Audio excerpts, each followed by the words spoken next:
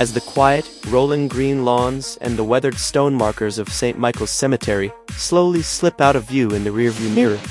The landscape out the windshield opens up into the wide, sweeping rural edge of Trumbull County. We are moving eastward away from Newton Falls, following the gentle curves of the pavement as we begin a 12-minute journey that will take us from the quiet, deeply rooted agricultural history of the Ohio frontier, straight into the absolute, towering shadow of one of the most famous, historically significant industrial monoliths in the entire country.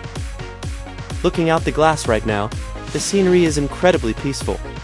You are seeing long, horizontal stretches of farmland, deep patches of old-growth oak and hickory woods, and wide, open expanses of the Midwestern sky. It feels isolated and serene. But the road we are traveling on, transitioning toward Carson Salt Springs Road, carries a name that hints at the very first wave of desperate pioneers who arrived in this valley. 2 centuries ago, before the steel mills and the auto plants completely defined this region, salt was one of the most precious, vital commodities on the frontier. It was the only way to preserve meat through the brutal, freezing winters. Early settlers traveled along this exact route, following ancient indigenous trails to reach the natural, bubbling salt springs that pushed up from deep within the earth. They would build massive fires and boil thousands of gallons of brackish water in heavy iron kettles just to scrape a few pounds of raw salt from the bottom. This road is the physical echo of that desperate, grinding pioneer survival. But as the trees begin to break and the horizon opens up before us, the rural, quiet history of the salt boilers is violently, dramatically interrupted by the modern world. We are crossing the township line into Lordstown. Look straight ahead, slightly to the right of the windshield. The entire horizon is suddenly eclipsed by a massive, sprawling, almost incomprehensibly large expanse of flat-roofed, heavy industrial architecture. You are looking at the Lordstown assembly plant. It is not just a factory. It is an absolute, enclosed city of steel and concrete, covering over 6 million square feet of earth. When General Motors carved this massive facility out of the quiet apple orchards and dairy farms in 1966, they fundamentally altered the destiny, the economy, and the physical landscape of the entire Mahoning Valley forever. As we cruise alongside the seemingly endless perimeter fences and the massive, sprawling parking lots, it is impossible to overstate the sheer volume of human sweat and heavy engineering that took place inside those walls. For over 50 years, this massive complex was the beating heart of the American automotive industry. If you were to look through these fences in the 1970s, the sheer scale of the operation would be staggering. The assembly lines inside were running at a relentless, punishing pace, churning out more than 100 vehicles every single hour. But that brutal efficiency came with a massive human cost. In 1972, the young, exhausted, heavily scrutinized workforce inside this exact building decided they had had enough. They walked off the line in a massive, highly publicized wildcat strike that captured the attention of the entire world. It became famously known as the Lordstown Syndrome. It was a massive cultural rebellion of young, blue-collar workers fighting against the crushing, dehumanizing repetition of the modern assembly line. They demanded better conditions, respect, and a voice in how the American dream was actually manufactured. The heavy labor history of the entire nation was forged right here, on the pavement you are looking at right now. And as you look at the massive footprint of the plant, you cannot ignore the massive, heavy infrastructure required to feed a beast of this size. Look out toward the edges of the property, where the heavy steel rails cut parallel to the roads. This massive facility relies entirely on the absolute roaring power of the American railroad. At any given moment, you might see the dark, heavy silhouette of a massive Norfolk Southern freight train cutting across the horizon. Its black locomotives branded with that iconic white horse logo, hauling unbelievable weight. Listen in your mind to the deep, heavy blast of the diesel horn and the rhythmic, metallic grinding of the steel wheels against the tracks. The Norfolk Southern lines here are absolute lifelines, dragging miles of specialized enclosed auto-rack cars meant to haul fresh, shining steel vehicles out to the rest of the country, and dragging thousands of tons of raw materials, stamped steel, and heavy machinery right back into the valley. The sheer, vibrating kinetic energy of those massive freight engines hauling cargo through the Lordstown yards is the absolute, defining pulse of this industrial corridor. We are continuing to follow the long, straight stretch of Salt Springs Road, driving right through the heart of this heavy industrial zone.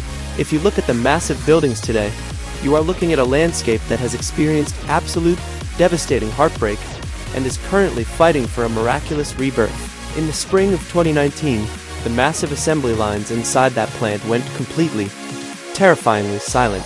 The final Chevrolet Cruze rolled out of the doors, the massive gates were locked, and thousands of highly skilled, deeply dedicated workers were suddenly plunged into uncertainty. The silence that fell over this massive complex was a devastating, crushing blow to the entire region, leaving massive empty parking lots and quiet rail yards in its wake. But the Rust Belt does not surrender easily. As we continue past the massive footprint, you can see the signs of aggressive, massive reinvention.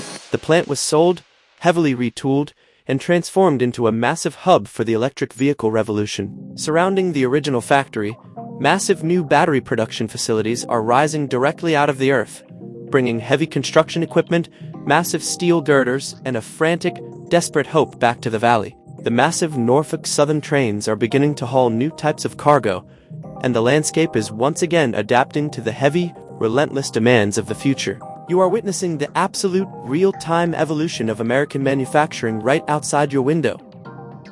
As we leave the massive, heavy gravity of the Lordstown complex behind us, the road begins to shift again. We are continuing east on Salt Springs Road, slowly transitioning away from the sprawling, flat industrial footprint and moving toward the rolling, deeply forested hills of Mineral Ridge. The dense, heavily engineered industrial architecture begins to fall away, replaced by tight, quiet residential neighborhoods, older storefronts, and the heavy shade of ancient oak trees leaning out over the pavement.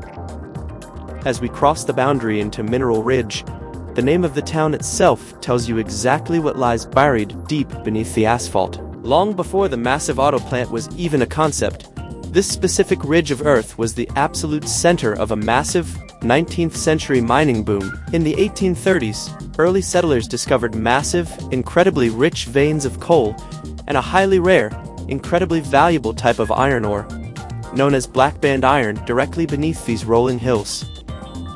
If you were looking out this windshield in 1870, the sky above these quiet houses would have been completely choked with thick, black smoke. The landscape was dotted with massive, blazing blast furnaces, deep coal shafts, and heavily burdened mules dragging carts of raw iron ore out of the dark earth. This entire town was built by the Welsh, Irish, and German immigrants who spent their entire lives working in the suffocating darkness of the coal mines, or sweating in front of the roaring, terrifying heat of the blast furnaces, forging the raw iron that built the early railroads of the country.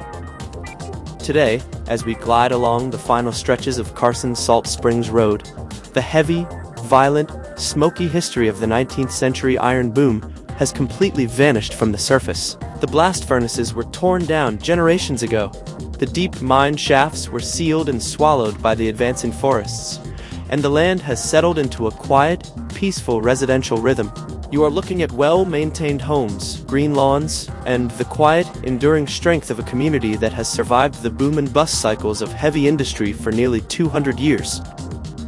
As the view out the windshield slowly settles on the final destination along the road, take a long, deliberate moment to process the sheer, massive scale of the history you have just witnessed. In the span of a single 12-minute drive, you have traveled through the complete timeline of the American Midwest. You have looked out over the quiet, rural fields where early pioneers desperately boiled salt for survival.